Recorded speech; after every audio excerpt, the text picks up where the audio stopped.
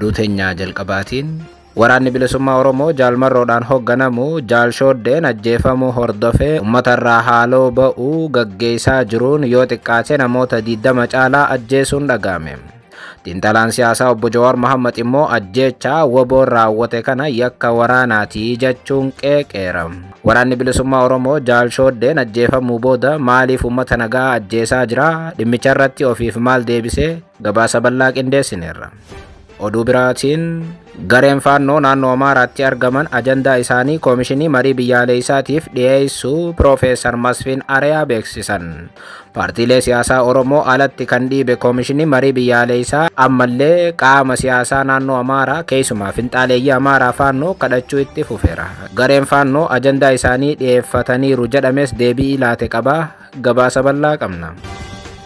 Oduu itti aanuun mootummaan federaala Soomaaliyaa naannoon Sooltiyyaa jechuun ifatti beekamtii yoo kennu, manni maree ministeerotaa Soomaalilaand immoo marii Soomaaliyaa waliin godhamu adda kutuu beeksiseera. Waldhibdee hamaa amma Soomaaliyaa fi Soomaalilaand gidduutti dhalate gabaasa guutuu dhageessu. Oduu teenyaa xumuraatiin aanaa Ada'aa Bargaatti himatamaan manguddoo waggaa 60 irratti yakka gudeeddii raawwate hidhaa cimaa waggaa 5tiin adabame. Gabaasa bal'aa isin biraan geenya akka mooltan daawwattootaaf hordoftoota Aanolee Global Media. Oduuf odeeffannoo keenya galgala kanaa qabannee dhufneeti jirra. Odeeffannoo keenya ijoo isaa amma dhageessan guutuu isaa isin biraan geenya. Haga xumura sagantaa keenyaatti dhaggeeffachuun yaada qabdan gara koomentiitiin nuuf barreessaa. Viidiyoon keenya namoota hedduu biraa akka dhaqqabuuf immoo like, share, subscribe godhuun dagatinaa isiniin jenna. Kallattumaan gara gabaasa bal'aattiin isin qajeelcha.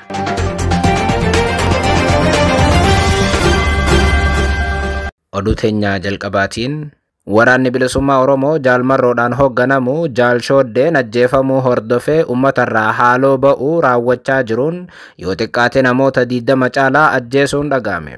Xiinxalaan siyaasaa obbo Jawaar Mohaammed immoo ajjeechaa WBO'n raawwate kana yakka waraanaati jechuun qeeqeera. Haaluma kanaan godina Wallagga Bahaatti miseensi WBO ajjeefamuu hordofee haleellaa haaloo ba'uu raawwatameen lubbuun namoota 29 darbuu Addis Istaandaardi jiraattoota wabeeffachuun gabaaseera. Naannoo Oromiyaa godina Wallagga Bahaa aanaa Haroo Limuutti haleellaawwan tibbana walduraa duubaan raawwatamaniin lubbuun namoota nagaa 29 darbeera. Haleellaawwan kanneeniif ka'umsa kan ta'e waa'ila dhiyoo yookaan hiriyyaa dhiyoo ajajaa WBO jaalmarroo dirribaa kan ta'e jaalshooddeen humnoota mootummaatiin ajjeefamuu hordofeetii jedhame. Akka jiraattonni fi maatiin namoota ajjeefamanii himanitti haleellaan aanaa Haroo Limuu gandoota Gorbaa Guddinaatii fi Suuggee keessatti ebla 7 irraa eegalee gaggeeffame kun ajjeechaa shooddeetiif haleellaa haaloo ba'uu hidhattoota WBO'tiin raawwatame ta'uu mirkaneessan. Jiraataan ganda Garba Guddinaa maatii namoota ajjeefamanii waliin fira ta'an Afgaaffii Addis Istaandaardi waliin taasisaniin haleellaa suukanneessaa ebla 7 irraa jalqabee haga ebla 12tti gaggeeffameen yoo xiqqaate namoonni nagaa 10 akka du'an ibseera. Naannoo haleellaan kun itti raawwatame bakka dhaloota Maammoo Hundee Hirphoo yoo ta'u, namni kun miseensa WBO duraaniitii fi amma mootummaatti nama harka kennateedha jedhame. Maammoo Hundee Hirphoo mootummaatti harka kennatee jaalshooddeen akka ajjeefamuuf nama shoora olaanaa taphateedha jechuun WBO'n haleellaa kana raawwatee uummata nagaa ajjeesee jedhu jiraattonni. Akkuma yaadatamu jaalshooddeen godina Wallagga Bahaa aanaa Haroo Limuu naannoo Ganjiitti karaa laga Kormaa irraa gara Suugiitti geessu irratti motorsaayikiliidhaan osoo deemaa jiru ajjeefamuu raayyaan ittisa biyyaa amma dura ibsee ture. Jiraataan Addis Istaandaardi dubbise immoo duula waraanaa raayyaan ittisa biyyaa gaggeesse booda waan naannichatti mudate akkanaan ibsa. Loltoonni waraana bilisummaa Oromoo battaluma sanatti ajjeechaa shooddee irratti raawwatameef miseensa isaanii duraanii kan ta'ee fi mootummaatti harka kennatee kan ture himatanii jedha. Haleellaan kun miseensota maatii Hirphoo irratti xiyyeeffatee jedhu. Miseensi maatii kun itti fufuun ebla 7 2025 hidhattoonni WBO ganda Garba Guddinaa seenuun naannoo sa'aatii 12tti daa'ima ganna 12 dabalatee maatii tokko keessaa namoota 5 fuudhanii deemanii jechuun himama. Hidhattoonni kunneen erga isaan butanii booda namoota kana gara bosona Dhibbaa jedhamuutti geessuun ajjeesanii jechuun himamu. Itti dabaluudhaanis innii fi namoonni muraasni guyyaa itti aanu ganama gara bosonaatti deemanii reeffa namoota kana arguu ibsa. Jiraataan gandichaa miidiyaa kanaaf yaada laate. Namoota ajjeefaman maqaa isaanii yoo kaasu Maammoo Hundee Hirphoo, Lammeessaa Bokoree Hirphoo, Addisuu Tasammaa Hirphoo, Fayyisaa Tasammaa Hirphoo, Dabrees daa'ima ganna 12 badhaasaa Taaddasaa Geetaa'uun Bokoree Hirphoo ta'uu himam. Akka namni maatii kana waliin firummaa qabu himutti haleellaan kun ebla 12 irra deebi'amee kan raawwatame yoo ta'u, yeroo kana ammoo miseensota maatii Hirphoo dabalataa irratti kan xiyyeeffate ta'uu himam. Guyyoota muraasa booda miseensonni WBO gara mana miidhamtootaatti deebi'uun daa'imman xixiqqoo umriin isaanii waggaa 11 gadi ta'an 3 dabalate namoota 5 dabalataan butaniiru jechuun ibsam. Booda ammoo namoota kana gara bosona dhibbaa erga geessanii booda ajjeesuu himum. Namoonni haleellaa lammaffaa kanaan ajjeefaman Daggituu Ijjetaa Dibaabaa yookaan haadha warraa Maammoo Hundee Hirphoo, akkasumas ammoo Soraa Maammoo yookaan ilma isaanii waggaa 10, Bulchaa Maammoo yookaan immoo daa'ima waggaa 7, akkasumas Tarrafaa Baabbaa Lammii, Dabrees daa'ima ganna 7 Namoo Abdiisaa kan jedhaman akka ta'e ibsum.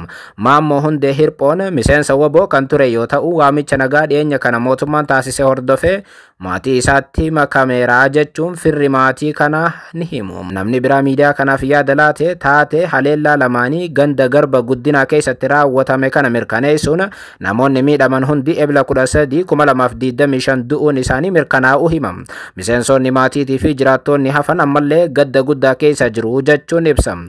Itti dabaluudhaanis miseensonni maatii Hirphoo lubbuun hafan haleellaa dabalataa garee hidhate kanaan akka raawwatamu sodaachuun naannoo sanaa baqataniiru jedhama. Jiraataan aanaa Haroo Limmuu ganda Suggee kan biraas haleellaa biraa waraana bilisummaa Oromootiin gandicha keessatti raawwatame ibseera.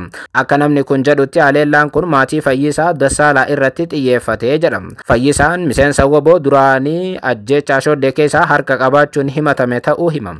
Fayyisaan miseensa waraana bilisummaa Oromoo duraanii yoo ta'u, amma mootummaatti galeera.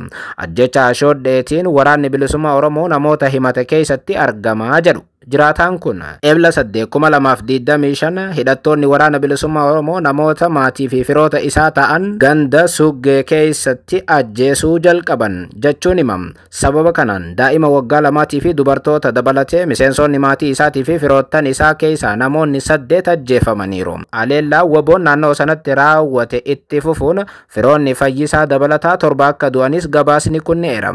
Itti dabaluudhaanis namoonni kun kan irratti xiyyeeffatame Shoddee adamsuu irratti humnoota mootummaa gargaaraa turan jedhamanii waan shakkamaniifi jedhame. Haleellaa ganda Suggee keessatti raawwatame kana kan mirkaneesse maddi biraa eenyummaa namoota ajjeefamanii muraasa. Namoota ajjeefaman keessaa Naccoo Dassaalaa, Addaamee Zallaqaa, Dhaabaa Zallaqaa, Biqiltuu Dirribaa, Iftuu Dirribaa, Gammadaa Dirribaa, Dirribaa Tasfaayee fi Shukkaree Gammachuu ta'uu himam. Itti dabaluudhaanis namoota dabalataa 2 Baqqalaa Gondaree Gammadaatii fi Jootee Baqqalaa ganduma kana keessatti WBO'dhaan ajjeefamaniiru jechuun himam. Haa ta'u malee duuti namoota kanaa haleellaa yookaan ajjeechaa Shoddee waliin akkamitti wal qabata kan jedhu nuti ammayyuu hin beeknu jechuun himam. Walumaa galatti ajjeechaa jumlaa waraanni bilisummaa Oromoo maatii irratti raawwate kana sababni Jaal Shoddeedha jedhame. Jaal Shoddeen hiriyyaa jabaa Jaalmarroo Dirribaati. Amma dura raayyaan ittisa biyyaa ajjeesuu gabaasuun keenya ni yaadatamam. Dhimma kana ilaalchisuun xiinxalaan siyaasaa obbo Jawaar Mohaammed ergaa dabarseen ajjeechaa WBO'n raawwate kun yakka waraanaatii jechuun qeeqeera. Jawaar Mohaammed gocha namni tokko hojjete haaloo ba'uuf jecha namoota nagaa firoota isaa ta'an hunda ajjeesuun gonkumaa fudhatama hin qabu jedheera. Keessattuu daa'immaniif dubartoota ajjeesuun yakka waraanaa ta'uu kan hime Jawaar ajjeechaa qaamonni mootummaa namoota nagaa irratti raawwatan balaaleffachaa deebi'anii ammoo gocha wal fakkaataa ofiif raawwachuun yookaan WBO'n gocha raayyaan ittisa biyyaa raawwatu mormaa ofiif immoo gocha akkasii raawwachuun akeeka qabsoo bosona itti galaniif rakkiseessuudha jechuun waraanni bilisummaa Oromoo ajjeechaa uummata nagaa irratti sababa Jaal Shoddeetiin raawwachaa jiruuf akka dhaabu gaafataniiru. Ajjeechaa kana hordofee hedduun namoota waraana bilisummaa Oromoo kan himatan yoo ta'u, waraanni bilisummaa Oromoo oofishaalii haga ammaatti deebii hin kennine. Dhalattoonni Amaaraa naannoo Oromiyaa keessatti butamaniiru jedhamee miidiyaalee Habashaatii waan hafarfamuuf deebii kan laatu waraanni bilisummaa Oromoo ajjeechaa raayyaan ittisa biyyaa Jaal Shoddee irratti raawwatameefis deebii hin laanne. Ajjeechaa ofiif amma sababa Jaal Shoddeetiin uummata nagaa irratti raawwachaa jiru hordofes waraanni bilisummaa Oromoo deebii hin kennine. Oduu biraatiin gareen faannoo naannoo Amaaraatti argaman ajandaa isaanii koomishinii marii biyyaalessaatiif dhiyeessuu Piroofeesar Masfiin Arayaa beeksisan. Paartiilee siyaasaa Oromoo alatti kan dhiibe koomishinii marii biyyaalessaa Itoophiyaa qaamota siyaasaa Amaaraa keessumaa faannoo kadhachuu itti fufeera. Waggaa lamaaf waraana keessa kan jiran faannoof mootummaan bakka takkatti marii biyyaalessaa irratti hirmaachuu koomishinichi arra beeksiseera. Haaluma kanaan koomishinarri olaanaan koomishinichaa Piroofeesar Masfiin Arayaa ibsa laataniin gareen faannoo marii biyyaalessaa irratti ajandaa qabu fideera jedhan. Eenyummaa garee ajandaa kana dhiyeesse kan ibsamu eeyyama isaaniitiin qofa jechuun hubachiisan. Ajandaan isaan dhiyeeffatan akkuma kaanii walqixaan kan keessummeeffamu ta'uu eeran. Gareen hidhattoota ammas karaa bakka bu'oota isaaniitiin ajandaa dhiyeeffachuu kan danda'an ta'uu fi koomishinichis ajandaa simachuudhaaf qophii ta'uu mirkaneessan. Dhimma kana ilaalchisee qondaalli dubbii himaa faannoo ta'an dubbiin Piroofeesar Masfiin Arayaa sobaa jechuun haalaniiru. Dubbii himaan faannoo ibsa gama feesbuukii isaaniitiin laataniin namni dhugumaan ummataaf qabsaa'u dhoksaan yoo mari'ate duruu gowwoomsaatti jiru malee qabsoo dhugaatti hin jiru jedhe dubbii himaan faannoo.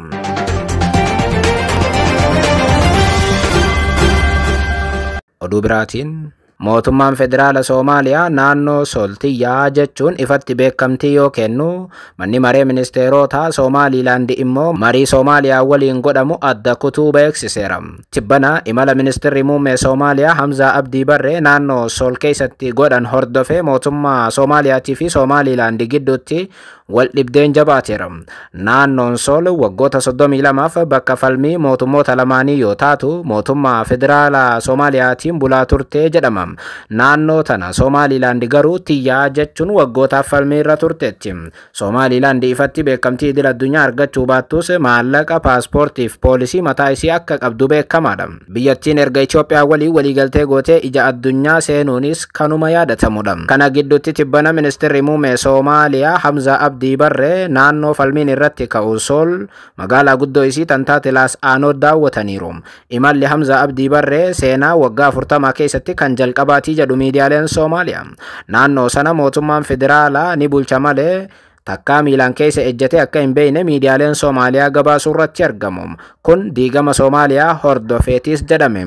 Amma osoo Somaaliilaand naannoon Soltiyyaa jechuun mormii gaggeessaa jirtu oduu Moqaadishoo ba'een immoo mootummaan federaala Soomaaliyaa naannoo Sol naannolee isaa keessaa tokko ta'uu himuun beekamtii laateefii jira jedhame. Akka gabaasaaleen Moqaadishoo irraa bahan jedhanitti naannoon Sol Somaaliilaand keessatti argamti ta'us ammoo mootummaan federaala Soomaaliyaa ifatti beekamtii kennuun lafti tun tan isaa ta'uu himeera. Mootummaan federaala Soomaaliyaa ibsa baaseen bulchiinsi naannoo federaalatti dabalamuudhaaf ulaagaalee dursaa hunda guuteera jechuun hime. Kanaaf ammoo beekamtii kenneefi ammarraa jalqabee naannoo Sol Laas Aanoo bulchuudhaaf mootummaan Hassan Sheikh Mahamud murteesseera.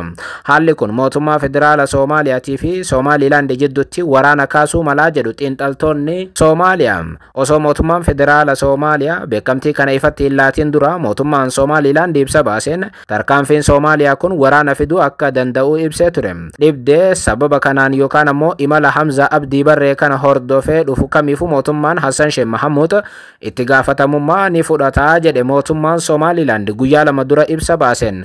Arra immoo imala Hamza Abdii Barree guyyoota dura Solitti godhan hordofee beekamtiin naannoo Sol tanaaf kenname. Amma mootummaan federaala Soomaaliyaa beekamtii Soliif kennee jiraachuu wayita beeksisu mootummaan Somaaliilaand tarkaanfii sana caalu fudhadheera jechuun galgaluma kana ibsa baaseera. Haaluma kanaan manni maree ministeerota Somaaliilaand marii Soomaaliyaa waliin taasifamaa ture keessaa akka ba'u murteesseera. Amma dura Somaaliilaand fi Soomaaliyaan dhimma adda ba'u irratti marii gaggeessaa turan. Keessumaa Somaaliilaand beekamtii idil addunyaa argachuudhaaf mootummaa Soomaaliyaa waliin marii godhaa turteetti. Akkuma yaadatamu bara 2019 ministeerri muummee Itoophiyaa Abiy Ahmed bakka argamanitti jarri kun Jibuutiitti wal ga'aniis turan. Assalamu alaikum. Maalini Wanaksan. I am immensely delighted to be in this beautiful city of Djibouti. To once again Atoo malee manni maree ministeerota Somaaliilaand ibsa galgala kana laateen amarraa jalqabee marii Soomaaliyaa waliin taasifamu adda citeera jedheera. Kunis mootummaan federaala Soomaaliyaa naannoon Sol tiyyaa jechuun erga murteessee booda dhaga'ame.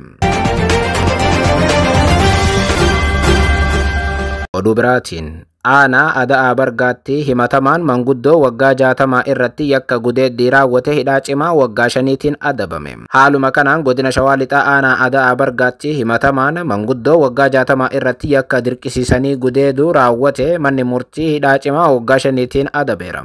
Himatamaan Tasfaayee Fiqaaduu jedhamu aanaa Ada'aa Bargaa ganda Caancoo Birratteetti gaafa guyyaa 24 baatii 7 2017 halkan tilmaamaan sa'aatii 4tti balbala banatee seenuun manguddoo umriin ishee waggaa 60 taate bakka isheen ciistutti akka isheen hin iyyine ukkaamsuun humnaan dirqisiisee yakka gudeeddii irratti raawwateera jedhame.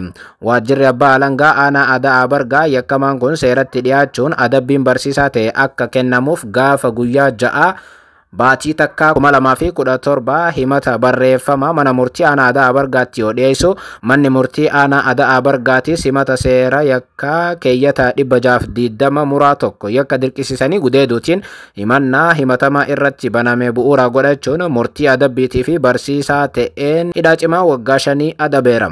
Hawaasni gochoota akkasii duudhaa fi safuu cabsanirraa of qusachuu akka qabuu fi warreen gocha akkasii raawwatan akkaatuma kanaan seeratti akka dhiyaatanis tumsu akka qabu manni murtii aanaa Ada'aa Bargaa dhaamsa dabarseera.